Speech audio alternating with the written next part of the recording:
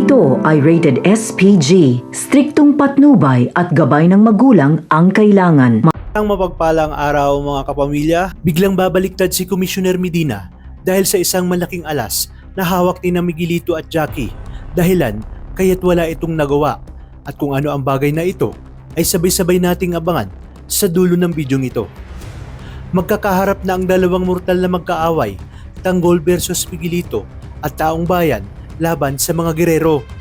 Isang malawakang kilos sa protesta ang isinasagawa ng mga taga Maynila para manawagang pabagsakin sa pwesto ang mga gerero dahil na rin sa kanilang sunod-sunod na mga kapalpakan at mga iskandalo. Nagtipon ang mga tao at isinigaw na patalsikin sa pwesto ang mga gerero sa pangunguna ni Congressman Mojica, kasama niya pa ang ibang mga konsehal na dating ang kaalyado ng mga gerero at bumaliktad sa mga ito. Sa kabila nito ay isang matinding resback na naman ang pinaghahandaan ng grupo ni Tanggol at ito ay tapusin si Miguelito. Habang papasok nga si Miguelito sa NEC ay humalo si Tanggol sa mga tao para makapasok at para hindi mahalata ng mga tauhan ni Miguelito. Pinilit ng mga tao na sundan si Miguelito at dahil sa dami nila ay walang nagawa ang mga bantay sa nasabing establishmento dahil sa lakas ng pwersa ng mga tao. Kaya naman, nangangantog na itong si Jackie na baka mapatalsik na sila sa pwesto, habang sa presinto naman ay ipinag-utos ng tuta ng mga gerero na si Rigor na pinahihintulutan niya na ang kanyang mga tao na gumamit ng dahas para mapatigil na ang pagkikilos sa protesta.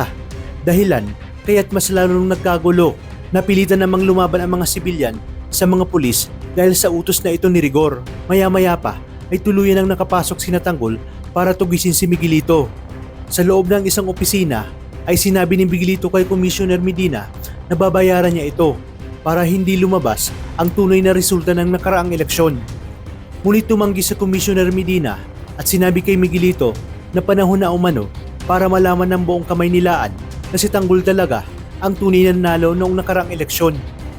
Habang sinasabi ito ni Commissioner ay narinig mismo ni Tanggol na siya talaga ang nanalo at nadaya siya ng mga gerero. Dahil sa init ng ulo ay agad na tinutukan ni Miguelito ang Commissioner at gulat na gulat nga ito sa ginawa ng alkalde. Pag nakatutok ang baril ay narinig ni Miguelito may tumawag sa kanyang pangalan at ito nga ay walang iba kundi si Tanggol. Agad itong binaril ng ating bida at tinamaan ng daplis sa kanyang katawan. Mabilis namang tumakas si Miguelito at nagsipagdatingan na ang kapulisan. Dito matinding bakbakan ang nangyari at inutusan ni Tanggol si Bulldog na hawakan at samahan si Commissioner at ingatan itong hindi mapahamak sapagkat siya nga ang susi para ipabatid sa publiko ang tunay na resulta ng eleksyon. Di kalaunan ay muling nagkaharap sina Tanggol at Miguelito at harapang nagbarilan. At dahil alam natin kung gaano kagaling si Tanggol, hindi nga umubra ang kayabangan sa kanya ni Miguelito. Daling ang nagtungo papalabas sina Commissioner at pumasok sa isang sasakyan.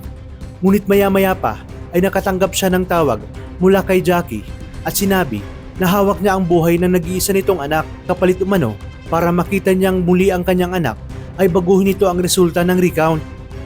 Nagulat naman si Bulldog dahil biglang natahimik sa Commissioner matapos makatanggap ng isang tawag. Nagpanga ni Jackie na huwag subukang magsumbong kina Tanggol dahil panigurado na hindi niya na makikita ang anak nito. Kaya naman, dito biglang mag-iiba ang ihip ng hangin at babaliktad itong si Commissioner Medina. Ngunit isang palaisipan kung mapipilit kaya siya ni Tanggol na sabihin sa kanya ang totoong nangyari bago ilabas sa publiko ang totoong resulta.